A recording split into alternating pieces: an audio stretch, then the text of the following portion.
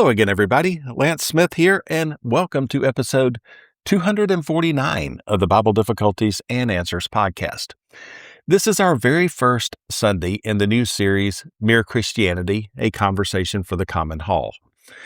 Last week, we talked about why we're doing this and what to expect each Sunday. So if you missed that one, go back and grab episode 246. It'll set the stage perfectly. Today, we're not jumping straight into chapter 1.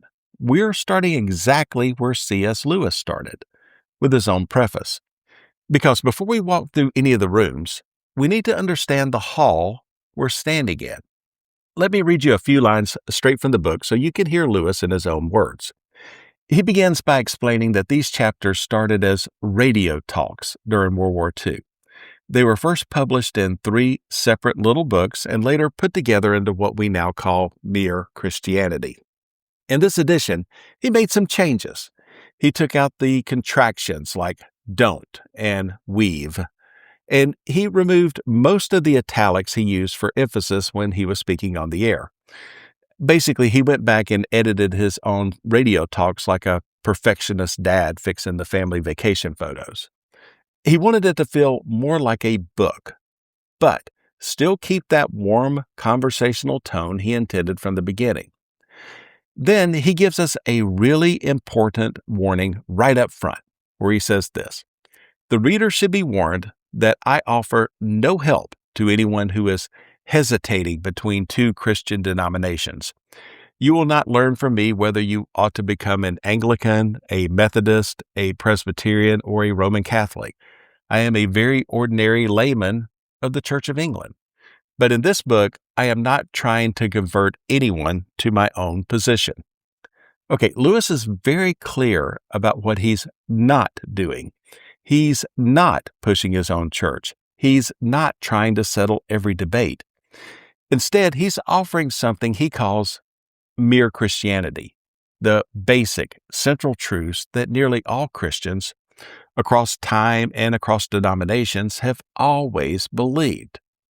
And then comes one of the most helpful pictures in the whole book. Lewis says the Christian faith is like a large house with many rooms. But before you get to any of those rooms, there's a hall. Here's how he puts it. It's more like a hall out of which doors open into several rooms.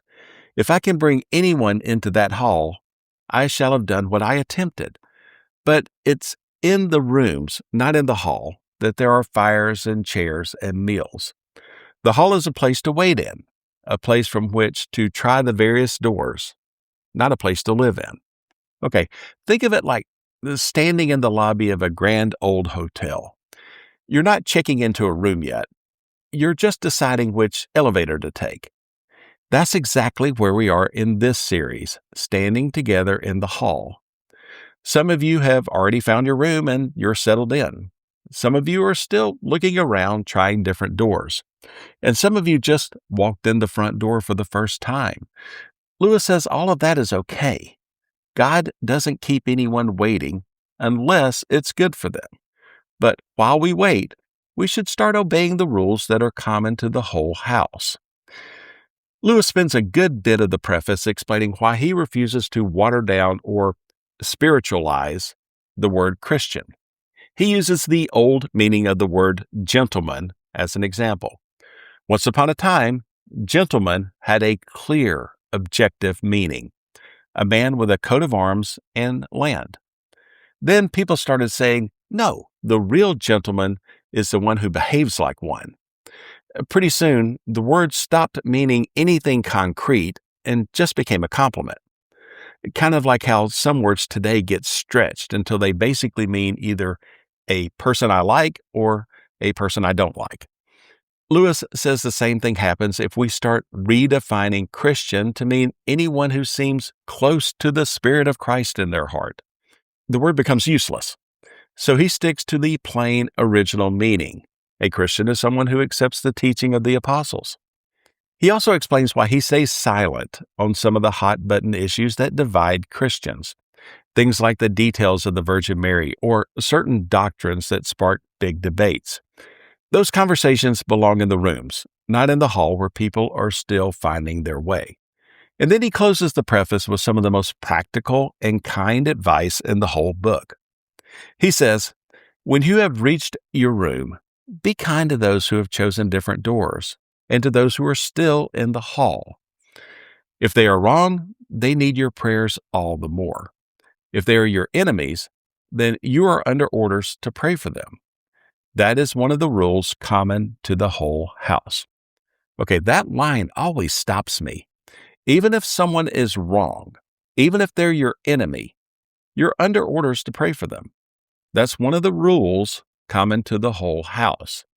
So here's what I want you to carry with you this week from the preface.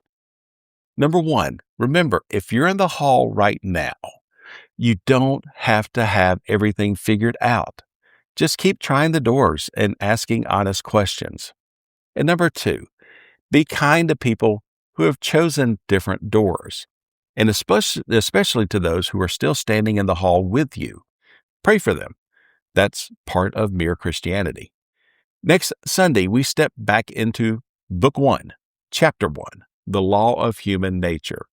Lewis is going to talk about that sense of right and wrong that seems built into every one of us, and why it might be a clue to the meaning of the universe. You won't want to miss it. Until then, here's my simple invitation. Come as you are. Stand in the hall with us. Keep listening and keep praying, even for the people you disagree with. Thank you for being here on this first Sunday of this series. I'm really looking forward to walking through this book with you. You can email me at BibleDifficultiesAndAnswers@gmail.com. Join the conversation on Facebook, and if you'd like to support the podcast, head over to buymeacoffee.com/Lance Smith. All episodes are archived at BibleDifficultiesAndAnswers.podbean.com. I'm Lance Smith, wishing you good health, good study, and God's richest blessings. So long, everybody.